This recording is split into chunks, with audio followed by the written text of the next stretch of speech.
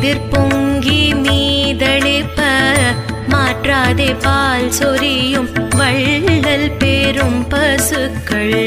ஆற்றப்படைத்தான் மகனே அறிவுராய் ஊற்றம் உடையாய் பெரியாய் உலகினில் தோற்றமாய் நின்ற சுடரே துயிலெழாய் மாற்றார் உனக்கு வலி தொலைந்துன்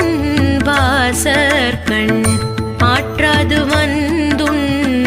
அடிப்பணியுமா போலே போற்றியாம் வந்தோம் புகழ்ந்தேலோர் எம்பாவாய்.